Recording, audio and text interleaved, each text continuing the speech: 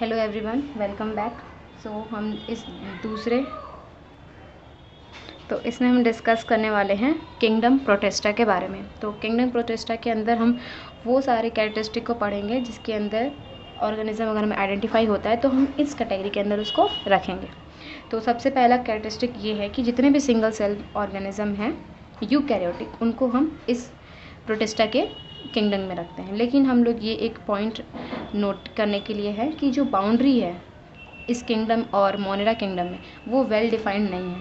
कुछ जो बायोलॉजिस्ट हैं वो प्रोटिस्टियन जो फोटोसिंथेटिक प्लांट्स हैं हैं उनको वो प्लांट के रूप में डिस्कस करते हैं। ओके, अगर और इस बुक में हम डिस्कस करने वाले हैं क्राइजोफाइटा, डिनोफ्लैजेलेट्स, यूग्लिनॉइड्स, स्लाइम माउल्स और प्रोटोजोअन्स को अंडर प्रोटिस्टा के। तो जितने भी मेंबर्स होते हैं प्रोटिस्टा के वो प्राइमरली एक्वेटिक होते हैं, मतलब कि ज़्यादातर अगर हम कहें तो वो पानी में रहने वाले ही होते हैं। ओके, ये किंगडम जो है वो फॉर्म करता है एक लिंक और अदर के साथ, जो कि प्लांट और एनिमल और फंगस के बीच का जो लिंक है वो ये लिंक प्रोवाइड करता है, ये जो हमारा किंगडम है। ओके, जो कि ये यूकैरियोटिक होता है तो प्रोटिस्टा की जो बॉडी होती है, सेल बॉडी, वो कंटेन करती है वेल डिफाइंड न्यूक्लियस और अदर मेम्ब्रेन ऑर्गेनेल्स। और ये डिफिनीशन है हमारे यूकैरियोटिक सेल का।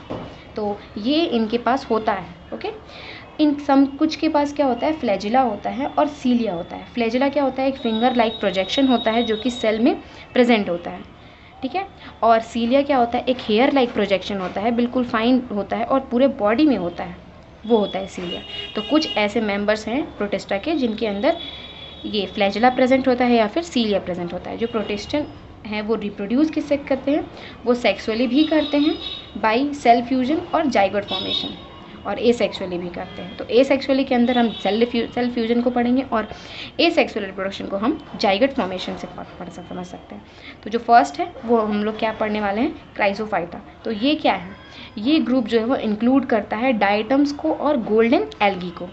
गोल्डन एल्गी का दूसरा नाम है जिसको हम लोग डेस्मिड्स कहते हैं।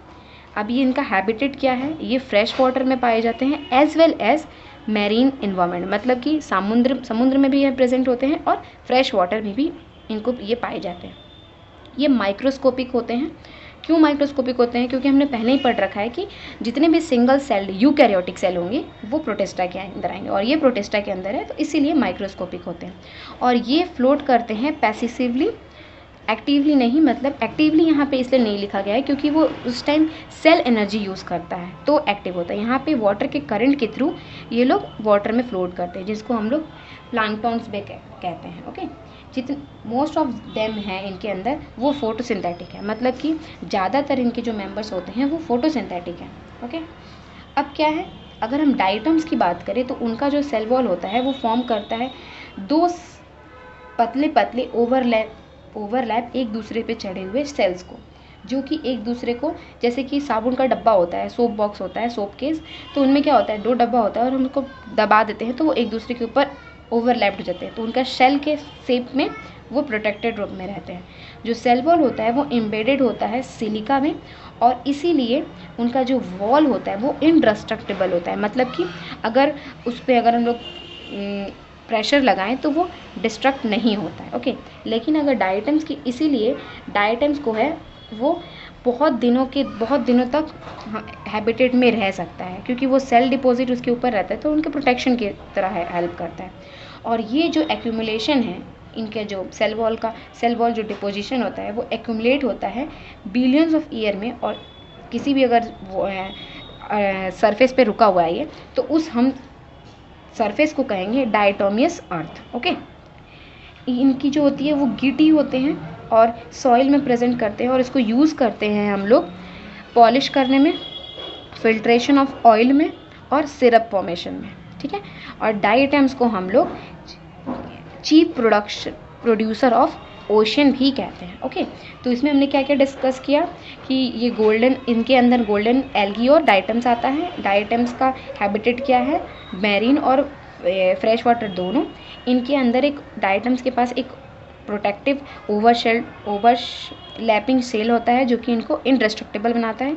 ये अगर सरफेस पे डिपॉजिट हो गए हैं तो उनको हम कहते हैं डायटोमियस अर्थ, और इनको हम लोग यूज़ करते हैं पॉलिशिंग में, फिल्ट्रेशन ऑफ ऑयल में और सिरप फॉर्मेशन में। ओके, नेक्स्ट इज, और इनका मेन पॉइंट क्या है, डायटम्स को है वो हम लोग चीफ प्रोड्यूसर की तरह हेल्प यूज़ करते हैं ओशन के अंदर।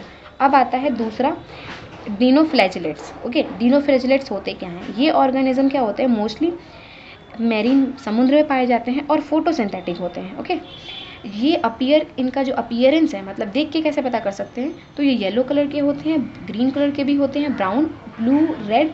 ये डिपेंड करता है कि उनके सेल के अंदर कौन सा पिगमेंट प्रेजेंट है। जो सेल वॉल होता है वो स्टिफ सेलुलोज प्लेट से बने होते हैं और ऊपर की तरफ से, ठीक है। जितने ज़्यादातर क्या होते हैं, इनके पास 2 फ्लैजिला होता है, मतलब कि जो हमारा प्रोजेक्शन था वो 2 होंगे इनके पास। एक क्या होता है, लॉन्गिट्यूडनली प्रेजेंट होता है और दूसरा ट्रांसवर्सली होता है। लॉन्गिट्यूडनली मतलब कि एक्स एक्सिस में, ट्रांसवर्सली मतलब लॉन्गिट्यूडनल मतलब वाई एक्सिस एंड ट्रांसवर्सली मतलब एक्स एक्सिस। ओके, और इनके बीच में फरो होता है, ठीक है, बिटवीन सेल प्लेट्स के अंदर। अगर हम लोग देखें कि रेड डिनोफ्लैजिलेट जो होते हैं, वो जिनका एग्जांपल है गोनीलक्स, ये क्या करते हैं, ये रैपिड मल्टीप्लिकेशन होते हैं, इसीलिए जो हमारे अगर कभी समुद्र में देखा जाए तो रेड टाइड्स आता है, उनका रीज़न यही है, ठीक है। क्यों? क्योंकि ये टॉक्सिन रिलीज़ करते हैं लार्ज अमाउंट में, जिससे कि जितने भी और मैरीन वाटर के जो एनिमल्स हैं वो डेड हो जाते हैं। ओके, तो अगर हमसे पूछा जाए कि रेड टाइड का कॉजेटिव एजेंट कौन से किंगडम से बिलोंग करता है, तो प्रोटिस्टा होता है, और वो कौन से ग्रुप का है, तो उसके लिए हम कहेंगे डिनोफ्लैजिलेट्स। ओके, तीसरा है यूग्लिनॉइड्स। यूग्लिनॉइड्स होते क्या है, मेजॉरिटी अगर देखा जाए तो यूग्लिनॉइड जो होते हैं वो फ्रेश वाटर ऑर्गेनिज्म होते हैं, लेकिन ये स्टैग्नेंट वाटर में प्रेजेंट। अब स्टैग्नेंट वाटर का मतलब क्या होता है, एक होता है फ्लोइंग रिवर और एक होता है स्टैग्नेंट, मतलब कि एक जगह पे है गड्ढा सा, वहाँ पे पानी भर गया तो वो रुका हुआ पानी। ओके, स्टैग्नेंट वाटर हो गया। अब इनके पास क्या होता है, सेल वॉल के जगह सेल वॉल ना होके इनके पास होता है एक प्रोटीन का रिच लेयर, जिसको हम लोग पेलिकल बोलते हैं, और ये इनकी बॉडी को फ्लेक्सिबल बनाता है। तो अगर पूछेगा कि यूग्लिनॉइड की बॉडी फ्लेक्सिबल क्यों होती है, तो हम कहेंगे कि प्रोटीन रिच लेयर होता है जिसको हम लोग पेलिकल कहते हैं, इसी वजह से उनकी बॉडी फ्लेक्सिबल होती है। इनके पास भी 2 फ्लैजिला होता है, एक छोटा होता है और एक बड़ा होता है।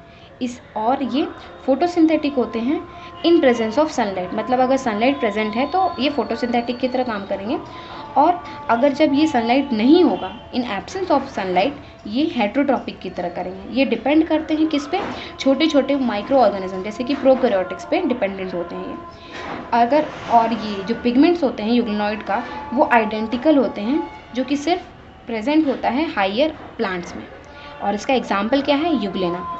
ये जो आपको फिगर दिख रहा है बी वाला, वो है यूग्लेना, ठीक है। अब आती है सेकेंड लास्ट है स्लाइम मॉल्ड्स। क्या होते हैं स्लाइम मॉल्ड्स की बात अगर करें तो स्लाइम मॉल्ड्स जो होते हैं वो सैप्रोफिटिक प्रोटिस्टा होते हैं। ओके, सैप्रोफिटिक मतलब जो डेड डिकेइंग ऑर्गेनिज्म पे डिपेंडेंट होते हैं, ठीक है, वो। तो ये सैप्रोफिटिक, इनकी जो बॉडी होती है वो मूव करती हैं जहाँ भी डिकेइंग ट्विस्ट होता है या लीव्स होता है, तो ये ऑर्गेनिक मटेरियल को इंगल्फ करके देन उनको एज अ फूड करती हैं। अगर सूटेबल कंडीशन होगा तो ये फॉर्म करते हैं एक एग्रीगेशन जिसको हम लोग प्लाज्मोडियम कहते हैं, और ये ग्रो करता है और स्प्रेड कर जाता है सेवरल फीट में ये ईजिली मूव कर सकते हैं। अगर अनफेवरेबल कंडीशन आता है तो प्लाज्मोडियम जो है वो डिफरेंशिएट करते हैं और फॉर्म करते हैं फ्रूटिंग बॉडीज़ को, जिसके ऊपर क्या होता है, स्पोर्स होते हैं उनके टॉप के ऊपर, ठीक है। और ये स्पोर्स क्या होते हैं, इनके पास ट्रू वॉल्स होता है, और ये स्पेशली क्या होते हैं, एक्सट्रीमली रेजिस्टेंट होते हैं और सरवाइव कर सकते हैं many years under unfavourable condition या फिर एडवर्स कंडीशन में। ये जो स्पोर्स होते हैं वो इतने लाइट वेटेड होते हैं, जिसकी वजह से ये ईजिली डिस्पर्स कर सकते हैं बाय एयर करंट मतलब कि जहाँ हवा का बहाव जिस साइड होगा ये ईजिली घूम सकते हैं, ठीक है।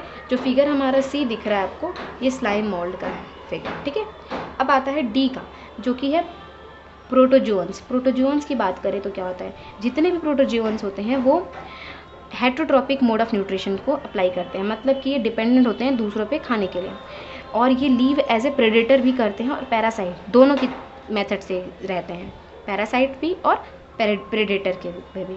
ये बिलीव करते हैं कि ये प्रिमिटिव रिलेटिव होते हैं एनिमल के। हमारा ऐसा मानना है कि ये जो हैं प्रोटोजोआ ये प्रिमिटिव रिलेटिव है हमारे एनिमल्स के। ओके, इनके अंदर 4 ग्रुप्स आते हैं प्रोटोजोआ के। पहला ग्रुप है एमोइड प्रोटोजोआ। तो एमोइड प्रोटोजोआ क्या होते हैं, ये ऐसे ऑर्गेनिज्म होते हैं जो कि फ्रेश वाटर में रहते हैं, सी में भी रहते हैं और गीली मिट्टी में भी रहते हैं, जिसको हम लोग मॉइस्ट सॉइल भी कहते हैं।